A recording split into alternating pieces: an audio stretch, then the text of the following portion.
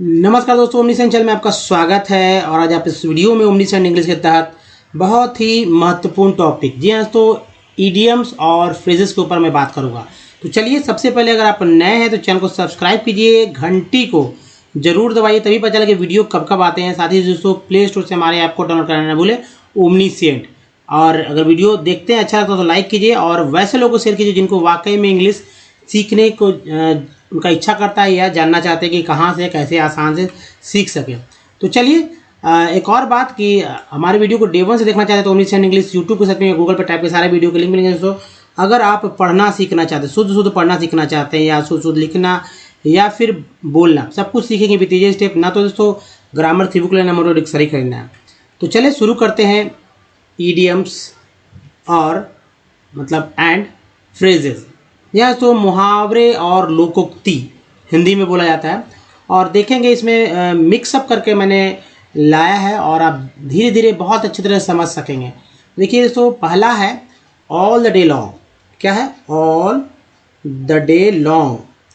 इसका दूसरा अर्थ देखिए, थ्रू द होल डे। ठीक है, all the day long use ये करना है, और ये समझने के लिए यहाँ लिखा गया है through the whole day. Hindi अर्थ क्या होता है? पूरा दिन। जी हाँ दोस्तों, पूरा दिन, दिन भर या सारा दिन, है ना।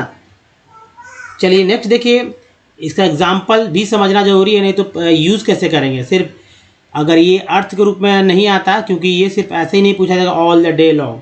आपको पूरे एक सेंटेंस स्ट्रक्चर के अंदर इसको सेट करना होगा और इसको पढ़ना होगा, अगर आप थोड़ा सा एडवांस लेवल में हैं तो। और देखिए, ये सही सी बात है, जो बिगिनर है उनके लिए नहीं है, क्योंकि उनको समझ में नहीं आएगा। हाँ, सीखना चाहेंगे तो सीख सकते हैं। I wandered all the day long searching out your residence. क्या अर्थ होता है इसका? मैं दिन भर तुम्हारे घर की तलाश में भटकता रहा। मैं दिन भर तुम्हारे घर की तलाश में भटकता रहा। तो ये है ऑल द डे लॉन्ग का, यानी कि सारा दिन। नेक्स्ट देखिए, गॉड्स ऐप। ये है गॉड्स ऐप। और क्या हो जाएगा इसका अर्थ समझने के लिए? A born fool. हिंदी अर्थ इसे पता चल जाता है बॉर्न फुल का मतलब कि जन्मजात मूर्ख, जो जन्म से ही मूर्ख है। अब उदाहरण देख लीजिए इंग्लिश में, इसको कैसे सेंटेंस भी यूज करेंगे। सी इज अ गॉड्स ऐप। अब देखिए, आप क्या कर सकते हैं, हिंदी पहले देख लीजिए कि वह जन्मजात मूर्ख है। अब ये सेंटेंस को आप कई तरह से बोल सकते हैं। अब यहाँ कुछ करना नहीं है, जो सब्जेक्ट हमारा है सी, इसको बदल दीजिए और उसी के अनुसार जब ये बदल जाएगा, जो सब्जेक्ट रहेगा उनसे ये बदल जाएगा। मान लीजिए किसी का नाम लिखना है, ठीक है, तो मान लीजिए कि Raman is a god's ape. God's ape ये हो गया। अगर कोई भी नाम होते हैं, थर्ड पर्सन जो रहेगा, तो अगर थर्ड पर्सन सिंगुलर नंबर है तो इज रहेगा। अगर यू रहता, ये आपको किसी बोलना है कि तुम जन्मजात हो, ठीक है, तुम जन्मजात मूर्ख हो, तो बोल देना you are a god's ape. इसको बोलने के सेंस में आप यूज़ कीजिए, ठीक है। बोलना है वह, तो ही हो जाएगा। वे लोग जन्मजात मूर्ख हैं, तो दे लगा देंगे, है ना, ऐसे कर देंगे, दे आर गॉड्स ऐप। ये नहीं लगाएंगे वहाँ पर। अगर आप इसे एक हैं, तुम लोग के बारे में बोलना है, तो यू आर गॉड्स ऐप, इस तरह से बोल सकते हैं। किसी का नाम लेके बोल सकते हैं। तो आप इस सेंटेंस को बहुत अच्छी तरह से याद कर लीजिए, ताकि यूज़ में आप ला सकें इसको। और यूज़ में लाना चाहिए, एक एक वर्ड लाते रहिए, एक समय आएगा कि सब आपके हाथ में रहेगा। तो चलिए दोस्तों, ये देखिए, to play the ape. Actually to जो है, इससे ये प्रूफ होता है कि ये एक क्रिया के रूप में यूज होते हैं, ठीक है। इसका मतलब टू मिमिक या टू इमिटेट। मिमिक मीन्स दोहराते हैं, बच्चे लोग दोहराते नहीं हैं। मैं जा रहा हूँ तो बच्चा बोले मैं जा रहा हूँ, नकल उतारना। हिंदी अर्थ क्या हो जाएगा? नकल उतारना या नकल करना। मिमिक मतलब ये ना। तो प्ले द ऐप क्या हो जाएगा? एग्जाम्पल इसका देखिए कैसे। तो nobody can achieve his goal by playing the app. अब ये देखिए, प्ले, चूँकि एक्स, ये जो टू प्लेज लिखा हुआ है इसका मतलब ये कि वर्ब है। अब जब ये वर्ब है तो जाहिर सी बात एक्ट भी उसी अनुसार करेगा, यानी कि V1 की तरह बन जाएगा, V2 की तरह बनेगा और V3 की तरह बनेगा। कहने का मतलब है दोस्तों कि वर्ब 1, वर्ब 2 या वर्ब 3। फिर से समझिए, ये प्रेजेंट में, ये पास्ट में, ये पास्ट पार्टिसिपल में यूज होते हैं। तो यहाँ पर V4 यूज किया गया है, V4 ING लगाकर, ठीक है, प्ले में ING लग गया, तो इस तरह से यानी काम हो रहा है। हिंदी अर्थ इसका देख लीजिए कि कोई व्यक्ति नकल उतार कर अपना लक्ष्य प्राप्त नहीं कर सकता। जी हाँ, तो नकल करके आप बहुत आगे तक नहीं बढ़ सकते, लेकिन हाँ नकल कर कर आप बहुत हद तक आगे जा सकते हैं, लेकिन दम आगे नहीं जा सकते, सर्वश्रेष्ठ नहीं हो सकते। लेकिन दुनिया आज नकल का है। अगर मान लीजिए अगर नकल नहीं करते, यहाँ से आप नहीं सीखते हैं, तो आप कैसे बनेंगे। लेकिन नकल करने का मतलब सिर्फ यही नहीं कि सिर्फ इतना ही तक, आप इसको अपने अर्थों में इसको इस्तेमाल कीजिए, आप अपने तरह से इसको इस्तेमाल कीजिए, इसे अपने लिए इस्तेमाल कीजिए, तब वो नकल नहीं कहलाएगा, वो आपका ओरिजिनल हो जाएगा। नेक्स्ट देखिए, बैक वाइट, ठीक है, denounce somebody in his absence. Hindi अर्थ क्या हो जाएगा? पीठ पीछे बुराई करना या निंदा करना, है ना, यानी उसका बुराई कर दिया है, पीठ के पीछे बुराई करता है, मुंह पर चापलूसी करता है, कुछ नहीं करता है या निंदा करता है। एग्जाम्पल देखिए इसका कैसे बैक वाइट का यूज होगा। Everyone should avoid back beating.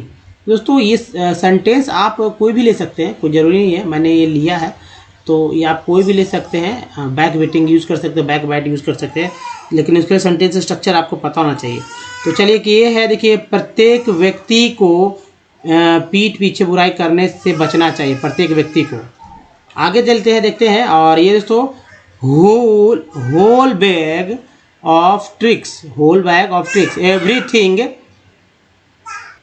दोस्तों everything needed for a purpose, क्या हो जाएगा? हिंदी अर्थ होगा दोस्तों सारी तरकीबें। जी हाँ, सारी तरकीबें, या इसको और तरह से बोल सकते हैं, दूसरे तरकीब का मतलब ही। अब सेंटेंस देख लीजिए कैसे यूज हो गए। Example, he used whole bag of tricks to solve this problem. कहने का अर्थ है दोस्तों कि उसने इस समस्या को हल करने के लिए सारी तरकीबों का इस्तेमाल कर लिया था। ठीक है, सारी तरकीब का यानी कि सारे उपायों का इस्तेमाल कर लिया था, उपयोग कर लिया था। Whole bag of tricks. Next है apple pie order. Apple pie order यानी परफेक्ट ऑर्डर। हिंदी अर्थ क्या हो जाएगा? पूर्ण रूप से व्यवस्थित। याद रखिए दोस्तों, ये अर्थ भी बहुत समझने के होगा। अगर आप समझ जाएंगे तो आप बहुत यूज़ करेंगे। कभी कभी सेंटेंस में अगर आ जाता है तो समझ में नहीं आता कि एप्पल, लोग एप्पल में सेब के बारे में ही समझने लगते हैं। तो जाहिर सी बात है, जो मुहावरे होते हैं थोड़ा सा तो उलट पुलट के होते हैं ताकि लोग समझ ना पाएँ, लेकिन सेंटेंस जब ऐसा मिल जाता तब क्या करेंगे आप। इसलिए ज़रूरी है इस तरह के बातों से भी अवगत कराना आपको। तो देखिए, she always keeps her books in apple pie order, यानी कि वह हमेशा अपनी किताबें पूर्ण रूप से व्यवस्थित रखती है। एप्पल पाई ऑर्डर, पूर्ण रूप से व्यवस्थित। नेक्स्ट देखिए, पिक ऑफ द बास्केट यानी कि द बेस्ट। हिंदी अर्थ हो जाए इसको सर्वश्रेष्ठ या उत्तम, सबसे अच्छा कह सकते हैं इसको। एग्जाम्पल देखिए, this part of the fort is the peak of the basket. तो देखिए, the peak of the basket ये रहा हमारा idioms. The part of the fort ये एक सब्जेक्ट है, यहाँ तक सब्जेक्ट है, और जाहिर सी बात है ये सब्जेक्ट हुआ और ये हमारा वर्ब हुआ, ये हमारा इडियम्स हुआ। क्या हो गया? किला का यह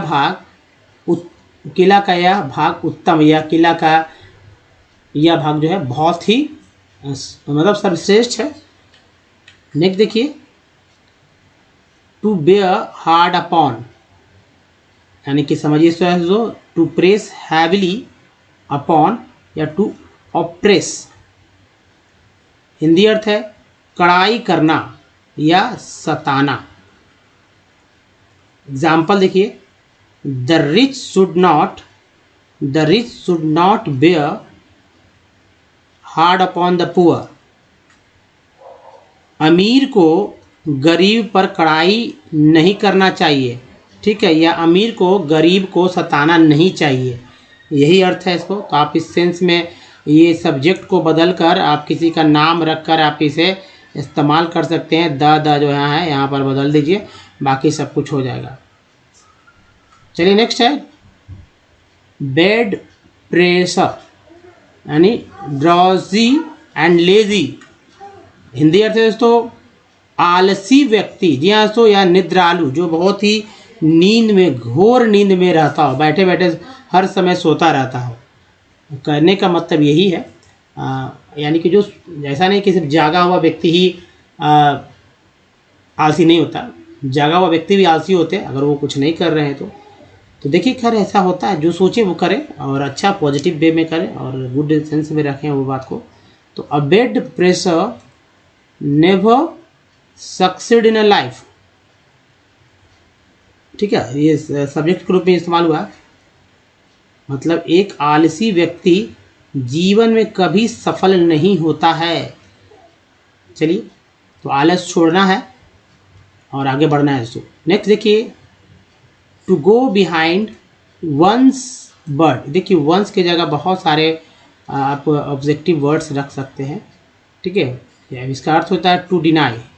to go behind one's word means इसका अर्थ होगा टू डिनाई। हिंदी अर्थ है अपनी बात से मुकर जाना, जो कहा वो मानना ही नहीं। एग्जाम्पल है तो the criminal admitted before the police his involvement in the murder of doctor Shyam.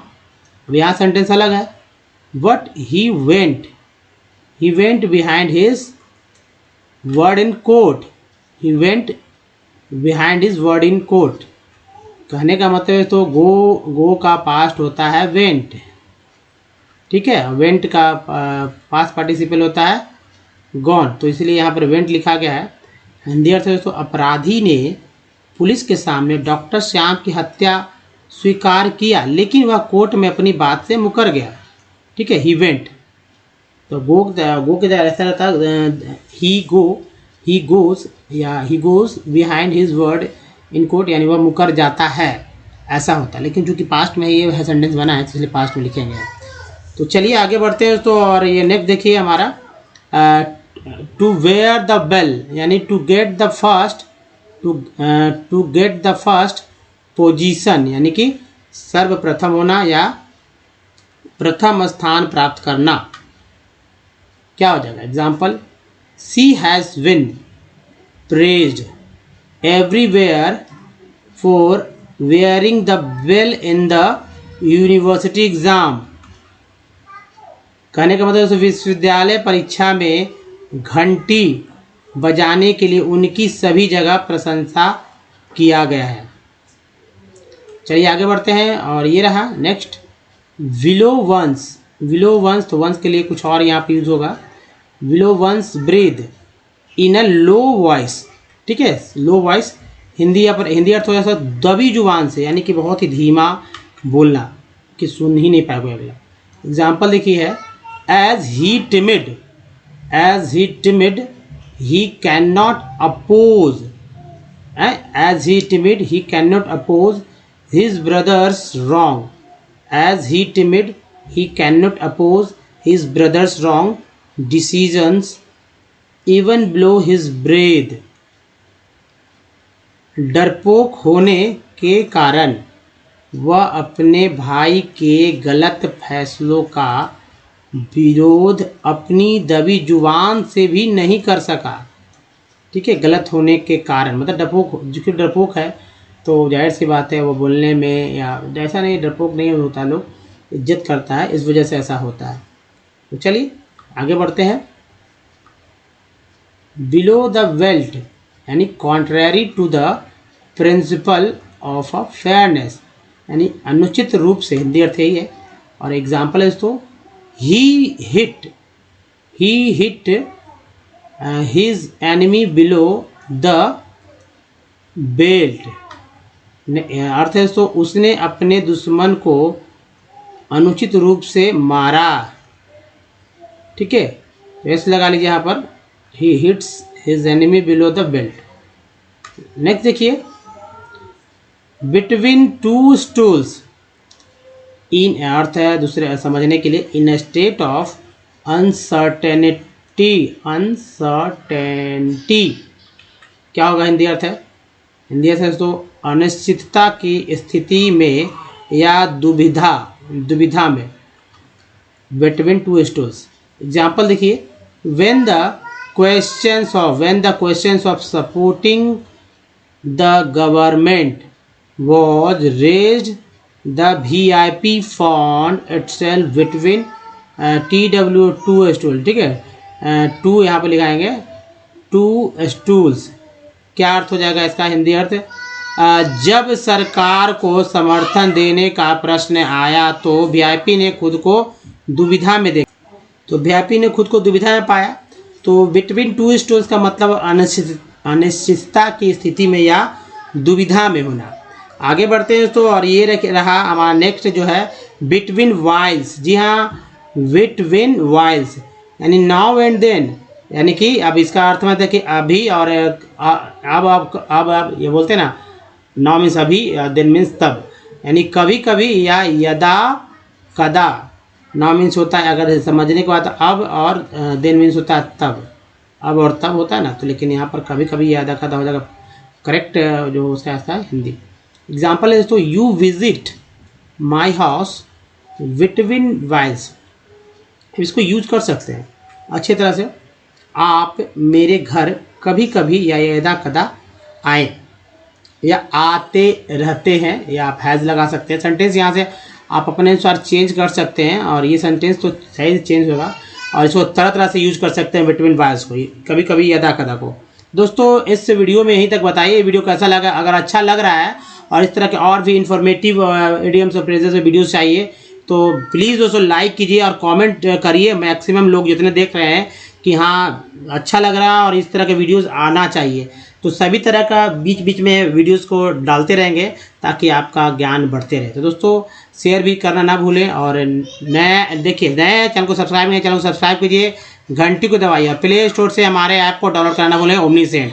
दोस्तों कुछ प्रीवियस वीडियो के लिंक यहाँ, और यहाँ चैनल को सब्सक्राइब करने का एक लिंक यहाँ, आप प्लेलिस्ट का लिंक यहाँ पर। दोस्तों इस वीडियो में बने रहिए, धन्यवाद, थैंक्स फॉर वॉचिंग। मिलते हैं वीडियो में, ध्यान रखिए, धन्यवाद, थैंक्स, धन्यवाद।